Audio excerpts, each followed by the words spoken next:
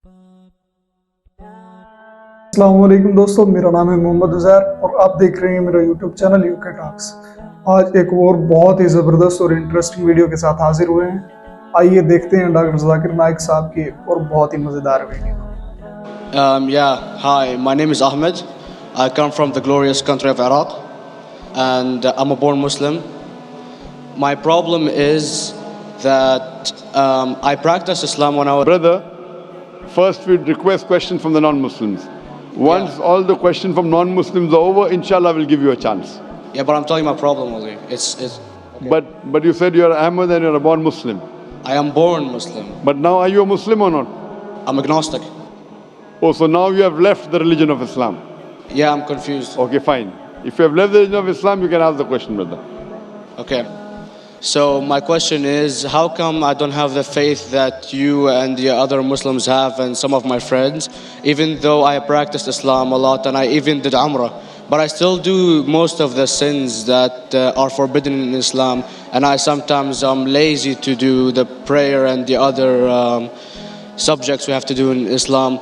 I have read many books and about other religions and conspiracy theories and documentaries and such. I even have seen your own videos on YouTube, and there are many questions that go around my head about Allah and the Messenger and Muslims in general. And basically the most important question is, you said in one of your debates or questions that Allah is the creator and He's uncreated. But I have realized, how can the uncreated exist? And if He exists, how can we notice Him? How can we see Him or hear Him or feel Him or know of His existence if He's uncreated in our own dimension or so? That's one of the questions. Brother Ahmed said that he is a born Muslim. He comes from Iraq. He read the Quran, he read the books, but he commits many sins. He believes maybe sometimes he's agnostic and he's lazy for praying. Brother, before I answer your main question, if you do sins and if you're lazy for praying, that does not make you a non-Muslim. As long as you believe that praying is fard, sometimes you miss, it's a sin. It's a major sin that you sometimes don't pray, but that doesn't make you a non-Muslim. If you say praying is not required, then you're doing kufr. But if sometimes you do sin, sometimes minor sin, sometimes major sin, it is haram, it's forbidden, but that does not throw you outside the fold of Islam. There are sometimes waswasa of the shaitan asking you, you're a Muslim, but this is wrong in Islam, this is wrong, and it does deviate the person's mind. At that time maybe your iman may be low, but these things should not make you consider that you're non-Muslim. Regarding a question that I mentioned in my speech, and you're right, that Almighty God is the creator, but He Himself is uncreated.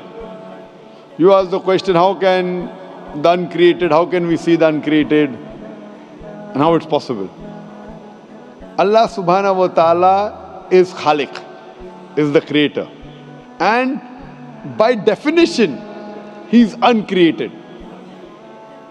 Because normally people say that when they try and prove in logic that everything has a creator, who created this table, the carpenter, from where he got, from the tree, who created the tree, so it goes back to Allah.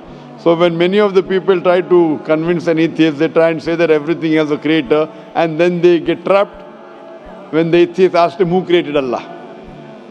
So if you hear my tapes, I never go that way. I ask the atheist that how did you come to know about the universe? How did you come to know about the functioning of the stars, of the sun? And he says, and goes back, that the creator. So it's the vice versa. So if you know how to deal with logic, you don't trip over this problem with the atheist trap, the Muslims or the believers, by saying who created Allah. By definition, Allah is uncreated. And if you ask the question, who created Allah? If you have heard my tapes, I give the reply, that suppose a person comes and says that my brother John... Yeah, I know, I saw that, I heard that's funny, but I mean, how does He exist if He's uncreated? Not... that is Allah.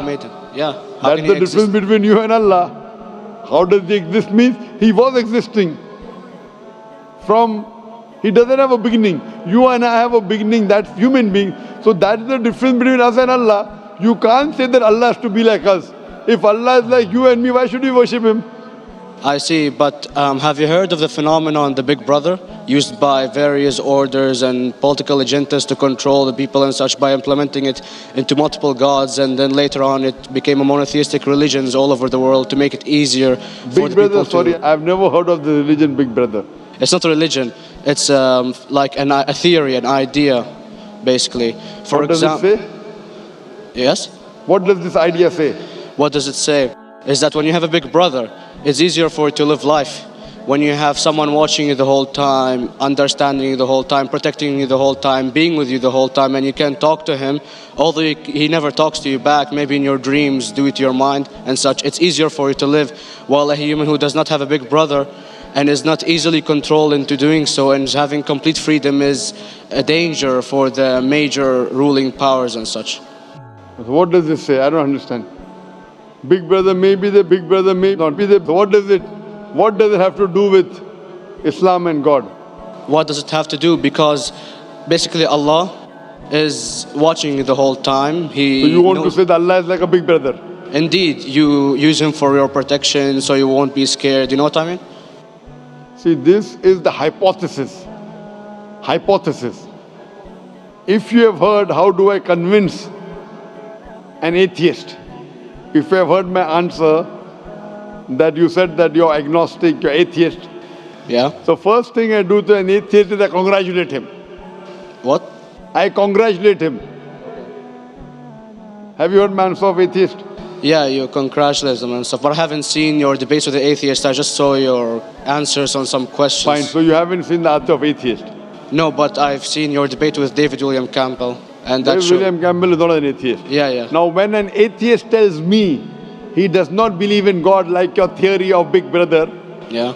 and if you believe in that theory, I will ask you, first thing I do to the atheist, I congratulate him. You know why?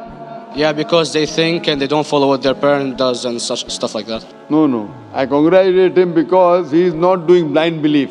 The other people are doing blind belief. He is a Christian because father is a Christian. He is a Hindu because father is a Hindu. Most of the Muslims are Muslim because father is a Muslim. He is thinking. He says there is no God.